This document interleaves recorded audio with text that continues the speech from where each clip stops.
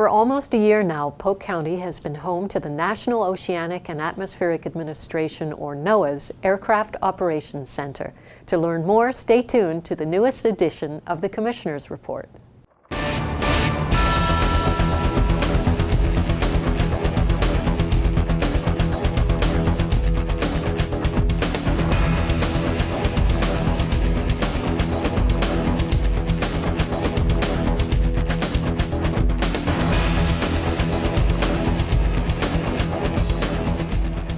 Hello, and thank you for watching the Commissioner's Report. I'm your host, Tricia Pichette, and joining me today are Commissioner and Board Chairman Todd Dantzler and a member of NOAA's Hurricane Hunter team, Lieutenant Billy Bonner. Now, for almost a year, NOAA has been calling Lakeland Linder Airport home. How did this get started? A couple years ago, they were located at MacDill. MacDill needed the space, and so NOAA had to change locations, and part of the requirements was to be within 50 miles of MacDill, and that came down to a bidding battle between Lakeland Linder and Sarasota. Cases were presented on both sides, and Lakeland was awarded the contract and the lease, and that's how they chose Lakeland. And what were some of the things that we had to do to accommodate? Well, some of the things we had to do was we had to retrofit some space. They signed the lease on December 15th of 2016, and the construction was finished May of 2017. They did the ribbon cutting in June of 2017. How it was funded was, it was about $19 million to retrofit and build out new space within the existing hangar. So $9.4 million came from a state grant, $5 million plus or minus came from the Lakeland Linder Airport, and $4.5 million came from NOAA itself. And they added some office space. They retrofitted it specifically for their uses. Their uses are a little different than regular hangar space. And so it was really all hands on deck, and they moved mountains to get this space done. When Gene Conrad told me they'd initially signed the deal, and I said, well, how long before they get in? And it was like a 6-month turnaround to create new space, to renovate space, which I thought was a phenomenal work schedule. Wow. And the work was done by local companies, local architects? Whenever possible, yes, it was. You know, they have some specific needs for their own stuff that I'm sure they had their consultants in on. But that's one of the beauty of some of the projects that we do around here is they try and use local contractors whenever possible. Well, this is really exciting, and hello, Lieutenant, and we'd like to hear more about what you and your unit do on a regular basis. Sure, so primarily what our unit does and what we're charged to do is provide platforms, aviation platforms for scientists to conduct scientific missions. That includes hurricane hunting, atmospheric research, snow survey, soil moisture analysis, coastal mapping, marine mammal resources, things like that. So we do a lot more than just hurricane hunting. We have 9 specific aircraft that fly across the United States and around the globe, conducting these missions 365 days a year. Wow. And my understanding is you're getting 2 more aircraft in the near future? Yes, I believe the new budget that was passed through Congress will allow us to purchase 2 new aircraft, another hurricane hunting aircraft, a jet to supplement our Gulfstream 4, and then also another King Air to replace one of our aging platforms that we have. Huh. Now, Polk County took a direct hit last year from Hurricane Irma. What were some of the things that you did during that time? Well, I was actually lucky. I wasn't here. I was on I was on deployment with one of our other aircraft. I was up in the Midwest flying snow survey, but during the summer we do soil moisture to supplement the snow survey pack. So I was up there doing that. I think I was in Minneapolis, and so I was scheduled to come home that Sunday before the storm hit. And I flew back to Tampa, and I gathered all my stuff up, and I drove to Alabama, kind of got out of Dodge. And I tell my neighbors, if you see me packing up to leave, That's not good. you should probably do the same. So that's what I did, and then immediately I flew back out to the aircraft that I was actually on to relieve one of the other pilots so that he could come home and get his stuff gathered up and his family and move up somewhere out of harm's way. So I was pretty lucky in that end. We did have some people who stayed in the hangar, and the hangar I think is rated up to a Category 5 hurricane, And so she survived, and she proved really well. Oh, very good. Very good. Now, again, Florida tends to be a target. What are the kinds of things that happen in the hurricane missions? What do you do? Sure. So whenever the Hurricane Center decides that it's time for us to fly a hurricane, typically the storm is already named, so it's a tropical storm or a tropical depression, and we'll go out and we'll stage to fly the storm. And typically that means we have 2 crews available so that the aircraft can fly 24-hour operations. And we'll fly the storm until the Hurricane Center tells us we no longer need any more data. So basically what's happening is both aircraft are out there flying. We're gathering data on wind speed, wind direction, atmospheric pressures, things like that, dropping what we call drop wind signs out of the back of the airplane. And these instruments are crucial in picking up the data that we need and the Hurricane Center needs to track these storms and to get a very good look at where the storm might actually go. Okay. Well, Lakeland Linder Airport was one of the busiest small airports in the month of April, thanks to the EAA fly-in. The contract with NOAA brings business to the airport. We're constantly looking for ways to bring additional business to the airport. What are some of the other things that we're looking at? About 6 or 7 years ago, Lakeland Linder recruited Hurrican International to come. And they're actually next door neighbors with the folks from NOAA. And they actually just announced Friday night that they're taking an additional 37,000 square feet. So the main tenants in the building that they are is Hurrican and NOAA. And great neighbors. And activity breeds activity. And so you've got 2 really cool wow factors with NOAA and Hurrican. And, you know, this increases the visibility of the airport, of the city, of the county, and all that increase in visibility brings in new economic development, new revenue. And talking to Gene Conrad again, I think they're working on a 40 acre new development at the end of the runway for more buildings.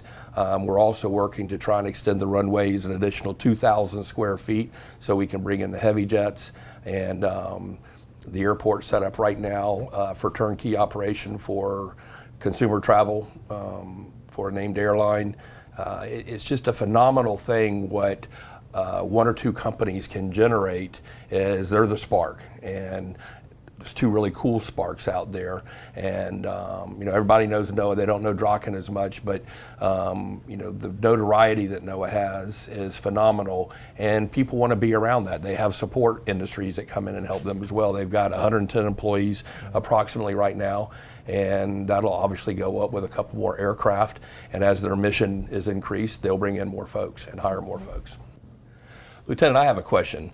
I'm thinking it takes a lot of guts to fly into a hurricane.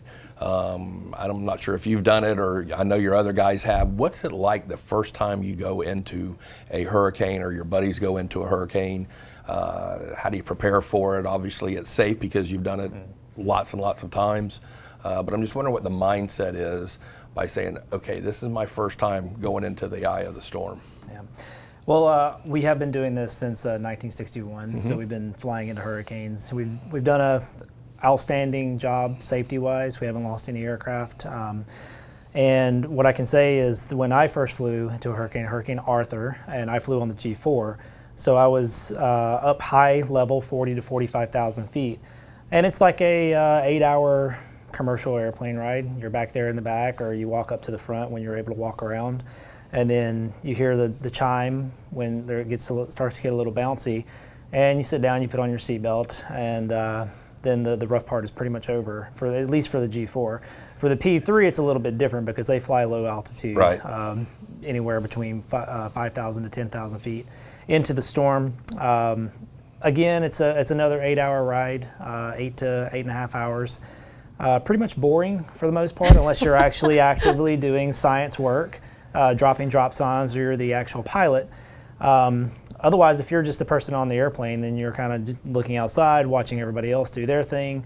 And then you hear the chime, and I think on the P3 they have different condition levels. And what they'll do is they'll say condition 1 or condition 5, anywhere in between there. And it's not you hear the ding on the commercial flights. Well, here you would hear the aircraft commander come on, or one of the guys up front, and they would say set condition level XYZ. And if it's condition level 5, you have pretty much strapped everything down that is loose in the airplane, because you're about to get bounced around. And typically you're going through the eye of the storm. And what I have heard is that it can be pretty violent in some aspects that they've gone through, and it can get pretty rough. I'm terrified just going through the one chime on the aircraft. How long is the, I mean, I'm a nervous flyer anyway, but how long does the turbulence, real violent turbulence last? Is it just a brief thing, or are you in it for 30 or 45 minutes? You get to the eye, you breathe, and then you get it when you go back out? Yeah, it's about like that. So it's a brief thing. It's not constant throughout the entire flight. And actually, if you talk to some of the pilots, they prefer to fly through Category 4 and Category 5 hurricanes, because they're more organized, very, very well developed, and they're very predictable. Whereas upgrading tropical depressions to tropical storms to Category 1, 2s, and 3s, they are not as predictable, and we're not really sure what we might encounter. Wow. That's a certain amount of courage that I'm not sure I possess. That's, Me either. I'm not sure I would really welcome the opportunity to go up in one of those. I'd rather watch you I'd rather watch you professionals do your job, and appreciate all you guys do. I mean, it's phenomenal from a public safety standpoint. What we do in the county is we listen to the predictions, and that's how we figure out where to move our resources to, where to set up shelters. And so the whole thing starts with you guys and the information that y'all provide, but we have to put it on the ground and make minute-by-minute decisions on how to react to what we're hearing. So we do appreciate all that you and your fellow men and women do for us. Yeah, and we appreciate the people of Polk County, and we are excited to be here. We love our new hangar. It's beautiful. It's definitely an upgrade from what we had over at MacDill. And like you said, we have 110 employees, and we're all excited to be here. Some of us have moved residencies over to Polk County or into the Lakeland area. Some of us still maintain residence over in Tampa and do the commute, which is actually not too bad. I've done it for a year, and it's not too bad. Well, we welcome more and more of y'all back into Polk County to live and love the place. It's a great city, it's a great county, it's a great place to raise a family. So appreciate you coming in and talking to us today. Absolutely. Stay tuned. Commissioner Melony Bell will be featured in our next segment. We'll be right back.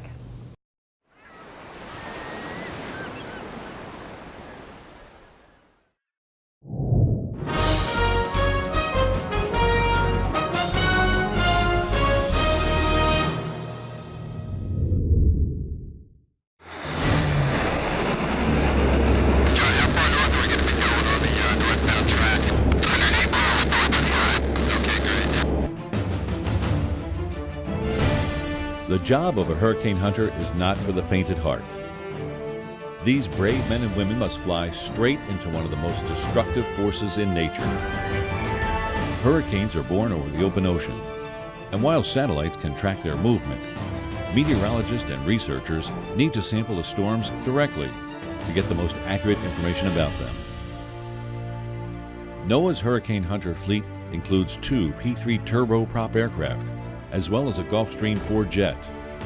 The P-3s fly through the storm, encountering devastating winds that can be over 150 miles per hour. The jet can fly higher than the turboprops, gathering data from the upper atmosphere. Both planes have high-tech equipment on board to get the job done, like radar and fixed probes that measure particles in the air. Scientists also deploy drop wind sondes, which parachute down through the hurricane to the ocean surface, sending back data on pressure, temperature, humidity, and wind. These measurements can help us understand the structure of a storm and the winds that are steering it. The data is used in computer models that help forecasters predict how intense the hurricane will be and where and when it will strike land.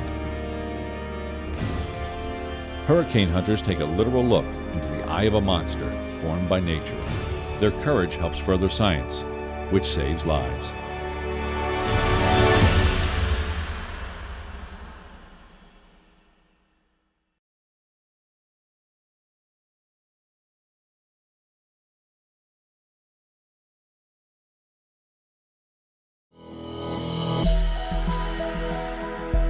The year was 1972. Folk, rock, and soul music ruled the airwaves. Platform shoes and bell-bottoms defined modern fashion. And technological advances included the pocket calculator and the first video game. President Nixon was elected to a second term, and the Vietnam War continued to cast a dark shadow over the country. In the sciences, the space shuttle program was born.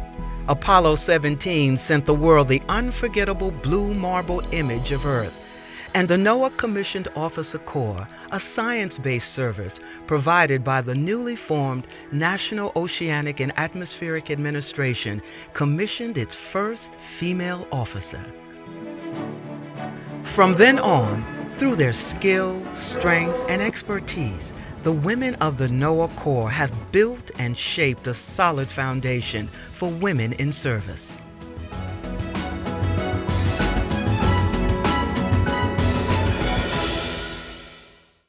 The current population of Polk County is over 665,000 people. Over the next 20 years, this figure is expected to grow by almost 40%. This means that by 2040, over 1 million people will call Polk County home. That kind of projected population growth spurs local, state, and national government to study, plan, and prepare for the infrastructure improvements that will be required to support growth and to protect and preserve the quality of life we enjoy. Joining us today are Polk County Commissioner Melony Bell and Florida State Senator Kelli Stargel. Hello, ladies, and thank you very much for joining us. Glad to be here. Well, a lot of this projected growth that they're talking about is going to happen in the east side of the county, and we're already seeing some of that, aren't we? Yes, we are. And that's why we need to plan for infrastructure for our roads and sewage plants, water plants and all. And that's why we brought in Senator Stargel today so we could talk to her and let her explain to us how this process is and the partnerships that we have between the county and the state and federal of how we bring the funding here to Polk County to build these roads. And we were very fortunate this year that our legislators in Tallahassee funded part of the project, the beginning of the project for the Central Polk Parkway. And we're very thankful to Kelli Stargel and appreciate Senator being here. And if you can tell us a little bit of how the appropriations comes about and how did you land this great deal for us? Sure. Well, last year we started on the process with getting the $7.5 million for the Polk-Bartow connector. And then the county kind of reorganized and decided another way that they wanted to go, which would be a much more beneficial to the county, would be the Central Polk Parkway. So this year we were able to secure another $15 million to deal with that. And it's going to be a great benefit to our county, hopefully. In fact, just coming in here today, seeing the number of trucks that are going through the intersection there at 60 and 98 is incredible. And hopefully once we get this completed and working with the county to get that done, we'll be able to see that truck traffic divert up, get on the Polk Parkway, and be able to get to the interstates and the various things designed for that much better than going through our cities. Excellent. Now, that kind of growth, that's also going to impact our representation in state government as well, isn't it? Oh, absolutely. They're anticipating, depending on the census that we're about to do in 2020, it's been estimated that we may have an additional 2 more congressional seats in the state of Florida, which is, our state is growing, and we've known that for some time. And so we're trying to be as best stewards as we can with the dollars that we have. And obviously this last session, Polk County put in a plan and said, in talking to the county, this is how we want to appropriate those dollars. And we we moved and diverted as well in Tallahassee and made sure that we all work together to get this funding that's going to be critical for our county to make sure that we have thought through and planned how to best grow with the growth that's happening in Polk County. Yeah. Now, this is an extension on the Polk County Parkway from Winter Lake Road to US 17. Yeah. And then the second leg will be from 17 over to Highway 60. And the reason we need that is because, as you know, CSX is there, and as Senator Stargel said a few minutes ago, that we need to move this intermodal truck traffic out of Polk County. And if they can connect and get on the Polk Parkway, then they can hit the interstate and 75, then they'll never have to, travel on our local roads. Yeah, we're very lucky in that way because distribution is really exploding in Polk County, but people think of CSX and they don't think about trucks, they think about trains. Well, the trucks is how you get things off the trains to the distribution warehouses. So these transportation improvements are really critical. Very critical for our area, Yeah. for Polk County. And it's just not going to be just the west side of the county, it's also the east side. I mean, we have ports all around us that these trucks are trying to get to, you know, the Port of Tampa, Port of Manatee, over in Cape Canaveral. We have all of these ports, and so we have become an intermodal county. I mean, we're classified as that now. So with this new funding, when are they actually planning to break ground on the new section that we're talking about? Well, I have been told in 2 years that they will start breaking ground. Right now they're doing the studies of you know, the engineering and purchasing the property, and so we've come a long way. But maybe Senator Stargel can tell us exactly how the appropriations came about and how you worked with our other legislators to obtain this funding. Well, in the Senate is me and Senator Grimsley, but I'm on the Appropriations Committee and I'm on the Transportation Economic Development Committee. Oh, wow. And I just set it as a high priority, recognizing it was a need for our county. And because of, you know, people, you know, having been up there for some time, we've developed the relationships and have the opportunity to understand that I do know what I'm talking about, looking at the return on investment and what it's going to be for our county. We're a very blessed county in a lot of ways, from location. And so you have the jobs that are coming to our county, what Amazon brought by the Walmart distribution center. What makes our county so attractive is we're centrally located. It's good for our community. One of the reasons I like living in Polk County, I can go 45 minutes and be in Orlando and all that's going on there, be another 45 and be in Tampa. Pretty much 3 hours from just about anywhere in the state of Florida, from Jacksonville down to some of the, not quite Miami, but Fort Lauderdale and those areas. So because of that location, we're also attractive to businesses and people who do a lot of distribution. So that's the benefit of the county. So on the flip side of that, we also need to prioritize our infrastructure so that we can work together with people who enjoy the quality of life, but at the same time have a system that supports these businesses that are trying to move their products across the state of Florida. Now, as a member of the Transportation Committee, is there anything else going on in Polk County that's transportation oriented that's exciting? Oh, absolutely. We're on the forefront of innovation. We just got the contract working with the Department of Transportation for SunTrax over next to the Polytechnic University. So you're seeing this really interesting blend with technology and with looking at the future and how we're going to do things with the students that we're producing at the Polytech to have the opportunity to work on SunTrax. I think back to the early days of Walt Disney World and going on the test tracks and all of that innovation, and we have it right here today in Polk County. And part of our challenge as policymakers is making sure that we are looking to the future. When we go to build roads and expand roads, we need to be cognizant of what's happening with autonomous cars, with autonomous movement, all of those things to make sure that we're not building roads that at the same time our fleet of vehicles may start shrinking. So you have to pay attention to those details to make sure that you're being good stewards of the dollars that you have and looking to the future and how you can best accommodate what's happening in our society. Absolutely. I mean, even on a smaller scale, when you look at toll booths 10 years ago and how much of the toll booths are automated now, it's astounding. And it's difficult to plan for something like that. Absolutely. And it is a challenge. And we were looking at, for instance, courthouses, and we built these beautiful big courtrooms with big file rooms, and then now the files are all electronic and you no longer need the file room. So it's a blend of being prepared for the future, and you have to start planning your budgets way in advance. So it's a challenge. It's a challenge for the local government, and it's also a challenge for all of us who are in the policy making and the spending business, if you will, of our limited tax resources. Yeah. Well, we are very lucky in Polk County to have local government that has such a good relationship with state government. I mean, it's got to be helpful for our county commissioners to know that people like Senator Stargel are so willing to listen. Absolutely. We're very fortunate for our legislators that, you know, they leave their homes for 6 weeks and go up, and they're in committee meetings during the year, but then they're also in session for the 6 weeks, and we appreciate the work that they do for Polk County. Well, Commissioner Bell, there are other companies in Polk County who are going to be doing some innovative things. What's going on in Frostproof? Very excited that we have a new company coming in called Nucor, and they are going to be taking steel and refurbishing it and making rebar with it. Very clean, and it's a very innovative company that's coming in from, actually they have companies all over the world, but they're going to hire a minimum of 250 people. It's going to take a probably 2 to 3 year build out, and they're actually hiring right now for construction engineers, jobs like that. But they have partnered actually along with the Central Florida Economic Development Council and Enterprise Florida to attract this new company that's come in, and they will be doing all their training through Polk State College. Wow. Getting our employees ready for this job, and we're calling it a high wage, high skill jobs because that's what they're looking for.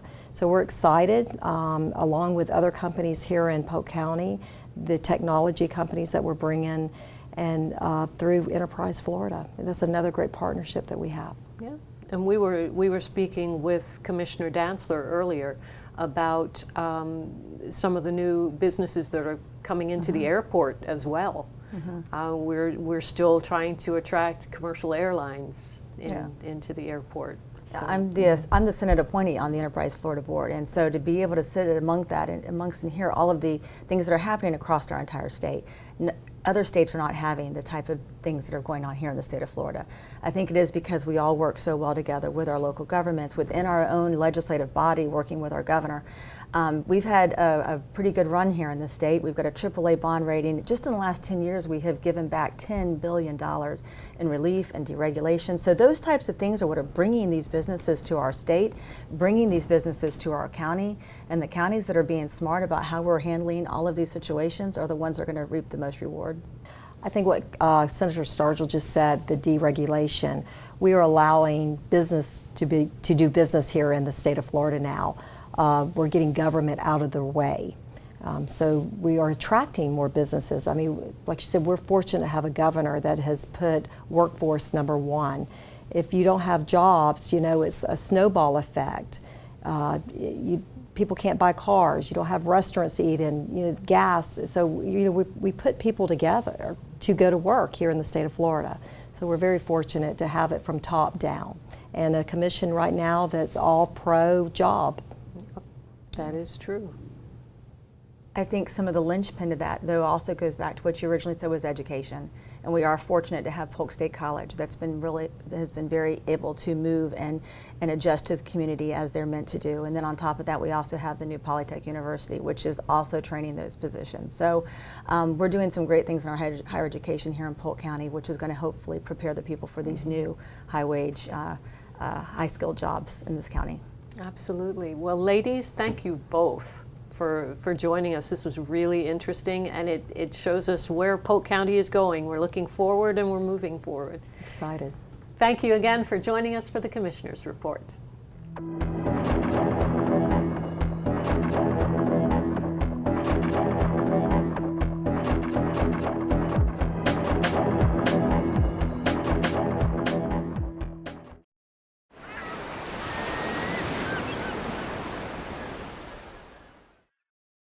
I've always wanted to be on the ocean. Since I was 12, actually, I wanted to work for NOAA. My name is Allison Stone, and I'm a hydrographic senior survey technician on board the NOAA ship Thomas Jefferson.